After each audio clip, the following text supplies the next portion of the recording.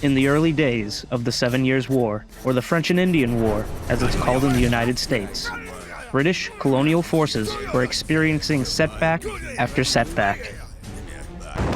After the massive failure of Braddock's expedition in 1755, which resulted in a devastating blow to the British morale in North America, command of all British forces would unknowingly fall to General William Shirley, and the remaining expeditions against the French planned in North America would become his responsibility.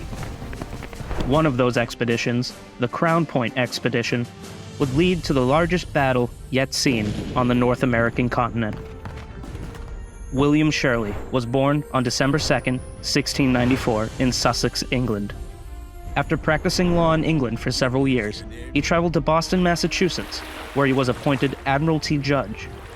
Eventually, in 1741, he became governor and helped plan the successful attack on the French Fort Louisbourg during King George's War in 1745. The good news for Shirley was that Lieutenant Colonel Robert Monckton's expedition in Nova Scotia, which was sanctioned earlier in 1754 by Braddock and Shirley, resulted in a major victory for the British by overwhelming the French forces. Monckton's force of 270 British regulars and Major John Winslow's command of 2,000 provincial troops from Boston had successfully taken both Fort Beauséjour and Gaspereau with minimal casualties. This, though proving hopeful for the British presence in North America, would lead to the controversial forced removal of the Acadians on August 10, 1755, when they refused to swear an oath of allegiance to the British Crown, causing the British to fear an attack from within their newly taken territory. Meanwhile, headquartered in New York with news of ongoing success in Nova Scotia and General Braddock's expedition seemingly going to plan, General Shirley and General Johnson began to move their forces and prepare their respected expeditions against the French. It's important to note that there were very few British regulars in the colonies in 1755, as an official declaration of war between the French and the British would not happen until 1756, and most of the fighting was to be done by militia and provincial regiments. General William Shirley's original planned expedition was to attack the French garrison at Fort Niagara after linking up with General Braddock's forces after they had destroyed Fort Duquesne at the Forks of Ohio. Since Edward Braddock's expedition ended in disaster, and his death wouldn't be confirmed until much later, Shirley would have to make do with the supplies and men he had.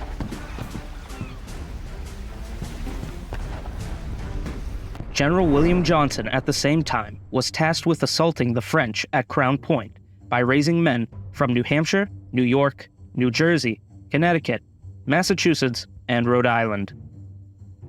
General Johnson and Shirley did not see eye to eye and would form a nasty feud between them. This was only exacerbated by the unclear chain of command set up by Edward Braddock before his departure. This would help result in the eventual failure of Shirley's Niagara expedition. Johnson was born in County Meath, Ireland in 1715. He came to the colonies in 1738 to manage 14,000 acres of land and a frontier trading post owned by his uncle, Peter Warren, a notable officer in the Royal Navy. During the years, Johnson oversaw his uncle's frontier store and began to understand how important and profitable it was to have good relations with the Native Americans. He would eventually adopt Mohawk culture and custom into his life. His relations with the natives was so well known that he would be appointed Commissary of Indian Affairs in New York in 1746, and later, during King George's War, he would be commissioned a colonel in His Majesty's forces to oversee the frontier defenses. This, combined with a great deal of friends in high places, would land him the position of Superintendent of Indian Affairs in 1754, and the following year a commission as a Major General tasked with the Crown Point expedition. It was Johnson's job to gather warriors from the northern tribes to aid the Crown Point and Niagara expeditions. However, General Shirley would instead appoint a corrupt merchant who was a close friend of his, John Henry Lydius, with recruiting native support for the Niagara expedition. Lydius was never on good terms with the natives and would find little success when competing with Johnson for native support. This, along with problems privately financing and supplying the expeditions, would only widen the rift between William Johnson and William Shirley. Eventually, when Shirley departed for Fort Oswego with his force of 1,600 men, comprising of the 1st New Jersey, 51st, and 50th Regiment of Foot, to stage and prepare the eventual attack on Fort Niagara, Johnson deemed that Shirley would not need any native support for his expedition, since he would be traveling through friendly territory. Shirley would be forced to find native support along the 250-mile march to Fort Oswego on his own.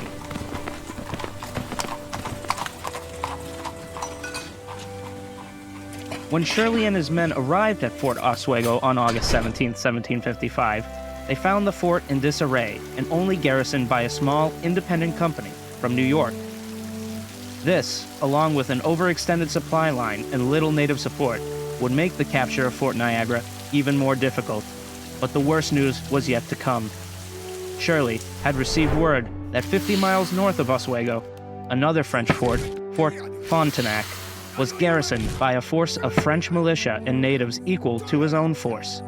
Not only that, but when General Braddock's men had retreated at the Battle of Monongahela, the French forces there had also captured plans for the British expeditions of 1755 and knew of Shirley's intentions of taking the well-supplied fort at Niagara. Later, Shirley, realizing his situation between a literal rock and a hard place, would make the decision not to advance onto Fort Niagara. Instead, he would leave 700 men to bolster the fort to prepare for an assault on Fort Niagara the following year. Shirley would then return to New York City to continue his work as Commander-in-Chief of all British forces.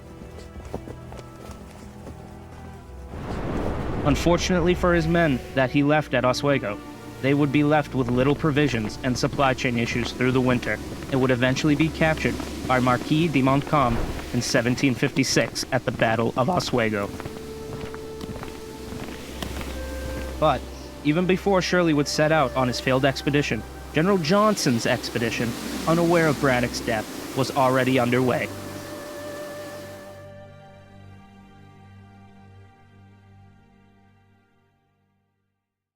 Johnson had understood and interpreted his orders as to reduce the French presence at Crown Point, and if he was to fail in that task, to retreat to Albany and hold the city as long as possible. On July 17, 1755, Johnson issued his first order to advance to General Lyman. Lyman was given command of William's 3rd Massachusetts, Ruggles' 1st Massachusetts, and the 1st Connecticut regiments, as well as 2 brass field pieces of artillery, and were to advance to the great carrying place to construct and, quote, "Log magazines covered with bark, sufficient to contain and secure from the weather ammunitions, provisions belonging to the army." Lyman's men were also given other orders to carry out along the march to the great carrying place in preparation for Johnson's main advance of the army. General Johnson would write to Lyman, "Open the road 25 to 30 feet wide, where it will possibly admit of it, to have the trees, logs, and all obstructions cleared away, the stumps trimmed close, bridges well repaired where necessary, and good ones made where wanted. On the whole, as good a road made for carriage as possible. And besides, the officers who are over the workmen, you will please take a review yourself, as you are well apprised of the sudden and lurking attacks of the enemy. I make no doubt but you will dispose your troops and keep up such discipline amongst them, as well secure the whole body from any reproachful insults from the scout parties of the enemy." Johnson, even though he was not a career military man, would recognize that all of Lyman's troops had never seen combat and were very green. He would further recommend General Lyman to "Keep up as strict a discipline as circumstances will possibly admit of, to establish and preserve that due obedience, without which every kind of military undertaking be shameful and probably fatal." On July 29, 1755, as Lyman's advance made its way to Saratoga, word began to come into Albany of Braddock's defeat at Monongahela. At first, Johnson would write to Lyman saying, "There are reports of General Braddock's troops, and not favorable ones. I received a letter from New York, which tell me they look upon these reports as false, treacherous, and groundless." Unfortunately, by August 1st, it was clear that the reports were in fact true, and would deal a devastating setback to the British military campaigns in North America. That same day, with General Lyman's 1st Division almost reaching the Great Carrying Place, Colonel Moss Titcomb was ordered to march the 2nd Division, comprised of the 2nd Connecticut, elements of the 3rd Massachusetts, and a massive artillery and supply train from Albany to the Great Carrying Place, now that Lyman's men had widened the road sufficient to move supplies for the army. Titcomb's column would begin their march north on August 6th. 3 days before Titcomb's 2nd Division would set out, Lyman's 1st Division arrived about 50 miles north of Albany at the Great Carrying Place. General Lyman would immediately set his men to work. The site the 1st Division had arrived at on the east side of the bend in the Hudson River was previously the site of Fort Nicholson during Queen Anne's War, and then later a fortified trading post owned by John Henry Lydius during King George's War. However, during a French raid sometime between 1744 and 1745, the trading post was destroyed. Now the site would be known as Fort Lyman, and later renamed Fort Edward. Over the next several days, scouts would report no French activity in the area. By August 12th, Lyman would send a work party north to begin work on a road for the main advance onto Crown Point. There were 2 possible routes considered. One would lead to Wood Creek and then on to Lake Champlain, and another route to Lake George, or as the French named it, Lac du Saint-Sacrement. Lyman, ever eager to advance, would order a road to be built to Wood Creek without asking Johnson. Johnson would arrive at the Great Carrying Place on August 14th, riding ahead of Titcomb's 2nd Division, along with his Mohawk allies. Johnson would place his main headquarters on an island in the middle of the Hudson, later called Rogers Island.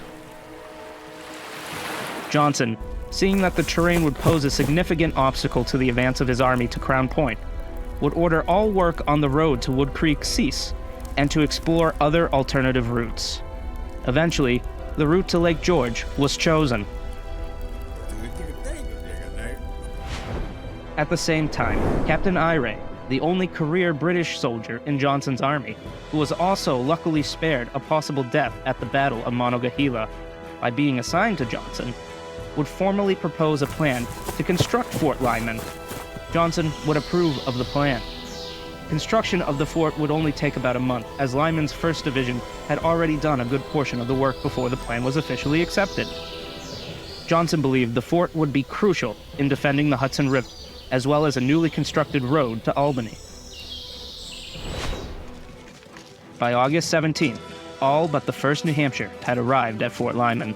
The 1st New Hampshire had originally been ordered to march on Crown Point directly through Vermont. However, after the path the regiment should take became unclear, they were redirected to march to Albany to await further orders from Johnson, and then eventually they were directed to Fort Lyman.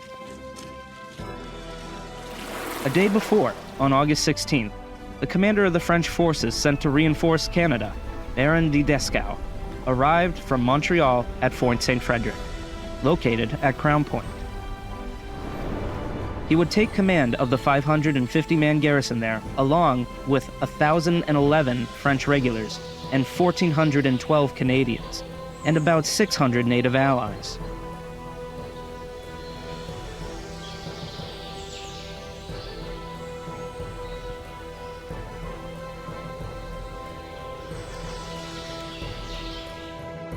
Descaux was born in 1701 in Saxony. Through his distinguished service, he eventually became a major general in the French army, and was named military governor of the French naval base in Brest, before being ordered to Canada. Unfortunately for him, the native allies he had at Crown Point were anything but cooperative. and would force Dieskau to rely on the Canadians for accurate information during scoutings. Eventually, by August 27th, Dieskau's Canadian scouts would report a large force of some 3,000 men at Fort Lyman, and were well advanced in building a formidable fort. With this information, Dieskau would move his army to Carolyn to prepare to engage Johnson's force and to stop his advance north. A few days later, on August 30th, Johnson's army and his close friend, Chief Hendrick, and 160 Mohawk warriors had arrived on the south shore of Lac du Saint-Sacrement and renamed it Lake George. There, William Eyre would plan the construction of what would eventually be known as Fort William Henry. Johnson would leave behind only a few companies of the 1st New York to garrison Fort Lyman and to await the 1st New Hampshire's arrival. By September 1st, Dieskau's Abenaki scouts had returned to Carillon with a prisoner from Fort Lyman, and upon interrogation, the French would learn that Fort Lyman was barely manned and vulnerable to attack. Dieskau would take 1,500 of his men and set out down Lake Champlain and into South Bay, and then set out overland and bushwhack to Fort Lyman as to avoid detection. However, when Dieskau's men were in striking distance of Fort Lyman, his native support for the offensive would dissolve and force Dieskau to call off the attack. That same day in Johnson's camp, Mohawk scouts had returned and reported French boats at South Bay and sporadic musket fire in the wilderness, along with reports of a hastily built road heading to Fort Lyman.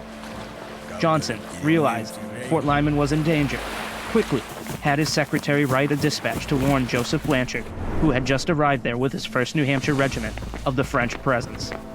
A New Yorker by the name of Jacob Adams would volunteer to ride with haste to deliver the dispatch. As he rode swiftly down the military road Johnson's army had constructed, Adams would ride into Dieskau's army. Ignoring the danger all around him, Adams tried to push straight through, but would be dismounted by a French musket shot and killed. His dispatches now in the hands of the French. Johnson would learn of Adams' demise that night.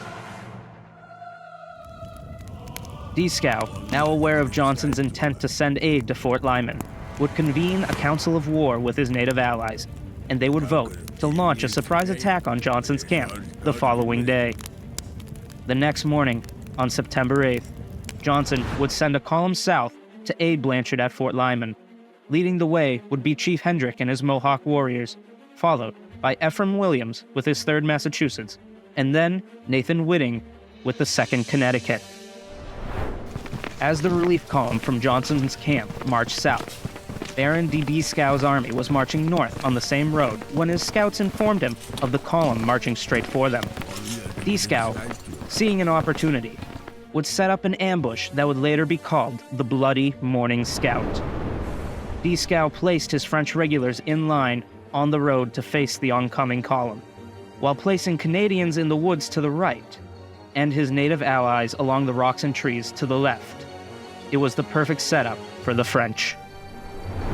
As the British advanced into the killing zone of the French-laid ambush, Chief Hendrick would halt the column upon hearing a noise from the woods. Dieskau's native allies, the Caughnawagas, would exchange warnings with Chief Hendrick, hoping to spare the Mohawks of the bloody battle about to unfold. Dieskau would call this, quote, the moment of treachery, for giving away the element of surprise. Hendrick would dismiss the warnings, and immediately after, musket fire began to erupt. Hendrick would be killed shortly after the first shots rang out. Chaos engulfed the road as the Canadians and French native allies continued to unload onto the Mohawks and the 3rd Massachusetts. Quickly, after the death of Chief Hendrick, the rest of the Mohawk warriors, demoralized by the death of their leader, would retreat and flee up the road back to Johnson's camp. The 3rd Massachusetts fared no better. While they did attempt to fire back and defend themselves in the storm of lead raining down on them, the concealed cover of the French forces and the continual musket fire would lead to massive losses for the regiment in the first few minutes of the engagement.